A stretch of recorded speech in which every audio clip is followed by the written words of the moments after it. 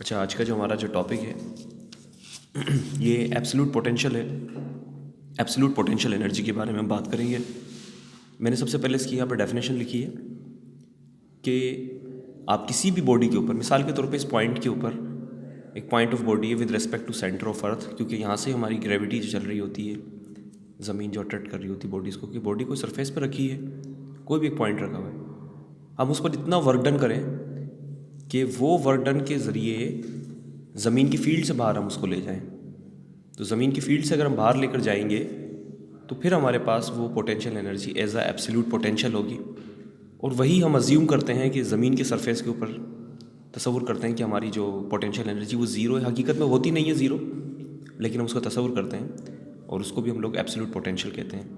हम सबसे पहले उसका फार्मूला ड्राइव करते हैं। यहाँ पर मैंने डेफिनेशन लिखी है बच्चों इसके हवाले से कि work done by the gravitational field in displacing the object from that position to the infinity. मतलब किसी भी बॉडी को आप फाइनाइट पोजीशन से इनफाइनाइट पोजीशन पर ले जाएं, उस वर्क डन की वजह से आपकी ग्रेविटेशनल फील्ड ज़ीरो हो जाती है और वो हमारे पास एब्सोल्यूट पोटेंशियल एनर्जी कहलाती है। इससे पहले हमने एक टॉपिक पढ़ा था work done by the variable force. तो हमने उसमें देखा था कि वेरिएबल फोर्स की वजह से हमने दो मेथड के ज़रिए उस वर्क डन को निकाला था, क्योंकि वो work done F dot S से नहीं निकल सकता था। तो वहाँ पर एक इंटरवल मेथड था और एक हमारे पास ग्राफिकल मेथड था।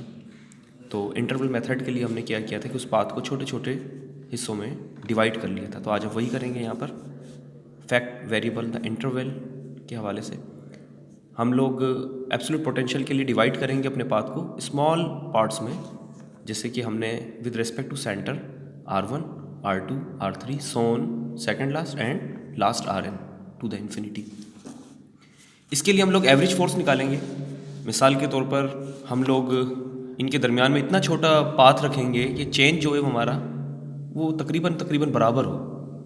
अब हम एक बॉडी पे फोर्स लगाएंगे सरफेस से R1 तक के लिए और फिर एक लगाएंगे R2 के लिए, और फिर उनका भी हम लोग एवरेज लेंगे। तो मिसाल के तौर पर मैंने R1 तक के लिए जो फोर्स लगाई F1 is equal to G M M E mass of earth divided by R1 का square. Similarly F2 is equal to G M small mass M E upon R2 का स्क्वायर। हम इन दोनों का एवरेज लेंगे तो F1 plus F2 upon 2 हो जाएगा। हम इस 2 को साइड में रख लेते हैं और यहाँ पर G M M E upon R1 का square plus G M M E upon R2 का स्क्वायर। इसमें से हम लोग G M E mass of earth divided by 2 अंदर हमारे पास आ जाएगा R1 का स्क्वायर प्लस R2 का स्क्वायर। अगर आप थोड़ा सा तवज्जो यहाँ पर दें तो ये जो चेंज है ये हमें ये बता रहा है कि हमारा जो R2 है वो बराबर है R1 प्लस डेल आर के। इसी तरीके से डेल आर बराबर हो जाएगा R2 माइनस R1 के। ये दो चीज़ आप याद रखिएगा यहाँ पर। अब हम क्या करते हैं कि इस डिस्टेंस का एलसीएम लेते हैं, R1 का स्क्वायर R2 का स्क्वायर। तो हमारे पास यहाँ पर R2 का स्क्वायर प्लस R1 का स्क्वायर आ जाएगा।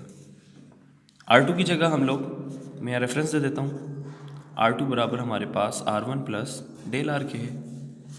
तो इस हिसाब से हमारे पास G M M E upon 2 और हम यहाँ पर पुट कर देते हैं R1 plus del R whole square plus R1 का स्क्वायर और डिवाइड में R1 का स्क्वायर R2 का स्क्वायर। उसके बाद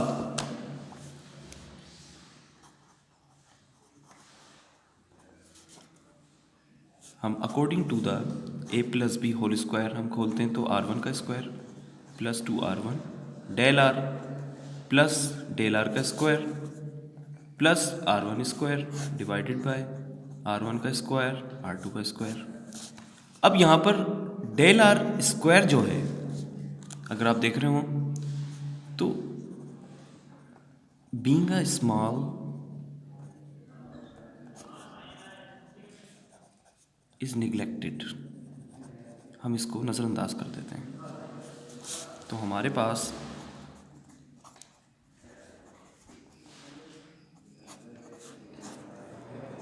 R1 का स्क्वायर 2 दफ़ा है तो ये 2R1 स्क्वायर हो जाएगा। इसके अलावा plus 2R1 del R divided by R1 का स्क्वायर और R2 का स्क्वायर बच जाता है। अगर हम यहीं से आगे चलें तो डेल R बराबर हमारे पास हो जाता है, अगर आप यहाँ देखें तो R2 माइनस R1, हम वो यहाँ पुट कर लेते हैं R2 माइनस R1, और उसके बाद मैं यहाँ पर कर देता हूँ थोड़ा सा,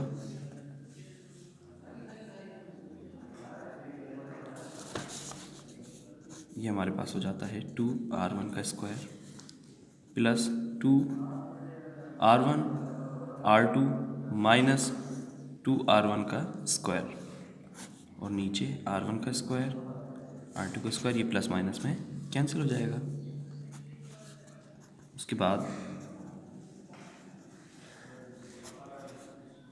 हमारे पास बचा 2R1 R2 और नीचे R1 R2 2 दफ़ा है हमारे पास, तो एक दफ़ा ये से कैंसिल हो जाएगा और 2 से कैंसिल हो जाएगा। हमारे पास जो एवरेज फोर्स आई वो GM ME upon R1 R2 आ गई। ये वो फोर्स थी जो हम लोगों ने R1 से लेकर R2 तक हम लोग लेकर गए बॉडी को। इसकी बुनियाद पर जब हम लोग वर्क डन निकालते हैं तो वर्क डन फ्रॉम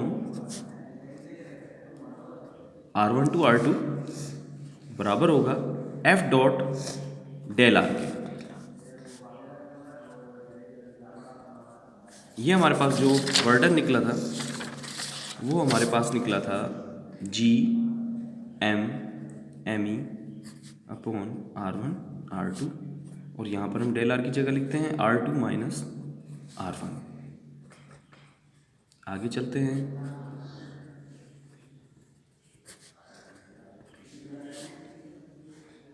बल्कि हम इसको इसके नीचे लिख देते हैं R2 upon R1 R2 minus R1 upon R1 R2, R2 R2 से कैंसिल, R1 R1 से कैंसिल, हमारे पास आया GM ME 1 upon R1 minus 1 upon R2।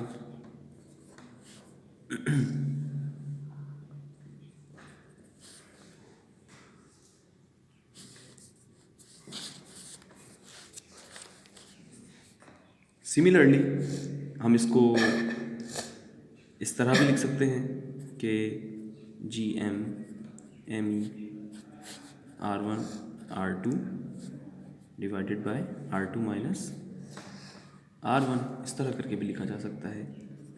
और हम इसको इस तरह भी लिख सकते हैं R2 माइनस R1। अगर हम इसी तरह से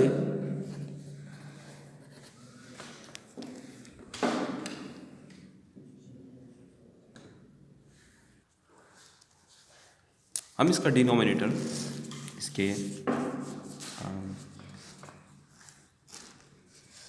नीचे भी दे सकते हैं, जैसे कि आप यहाँ से चले GM ME R2 minus R1, दोनों के नीचे R1 R2, और यहाँ पर भी R1 R2, जिस तरह ऊपर दिया था, तो भी कोई गलती नहीं रहेगी, ये भी ठीक रहेगा। हमारे पास आ गया 1 upon R1 minus 1 upon R2। Similarly अगर हम लोग अब इस तरह से वर्क को आगे लेकर जाएं तो हमारे पास 2 से 3 की तरफ 1 upon R2 minus 1 upon R3, इसी तरह से 3 से 4 की तरफ 1/r3 माइनस 1/r4 सोन सेकेंड लास्ट, या हम लोग लास्ट की तरफ चलते हैं? चले हम डायरेक्ट लास्ट की तरफ चल देते हैं।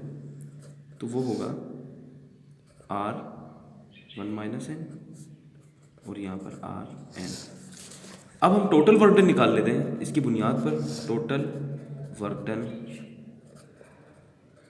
तो हमारे पास इन सबको जमा करना पड़ेगा। तो GME तो सब में कॉमन हम बाहर ले लेते हैं, अंदर हमारे पास बचेगा R1 minus R2 plus R2 minus R3 plus R3 minus R4 सोन 1/Rn। दरमियान के सारे आपस में कैंसिल हो जाएंगे और 1/R1 कैंसिल नहीं होगा, ये लास्ट का बचेगा और फर्स्ट का बच जाएगा। तो हमारे पास GME 1/R1 माइनस 1/Rn। अब जैसे शुरू में मैंने आपको बताया था कि Rn जो है ये इन्फिनिटी पर है, तो मैं यहाँ पर इन्फिनिटी पुट कर लेता हूँ।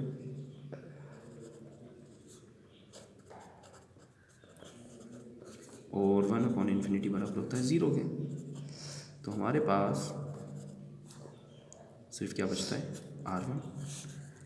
ये पोटेंशियल एनर्जी है जो कि हम लोग एक पॉइंट से इन्फिनिटी के फाइनाइट पॉइंट से इनफाइनाइट पॉइंट पर ले जाते हैं। और अगर हम इसी पोटेंशियल एनर्जी को ज़मीन पर रहकर देखें तो हम यहाँ पर माइनस पुट कर लेंगे और ये हमारी एब्सोल्यूट पोटेंशियल एनर्जी कहलाती है। यहाँ पर हमारा लेक्चर ख़त्म होता है। अल्लाह हाफिज़।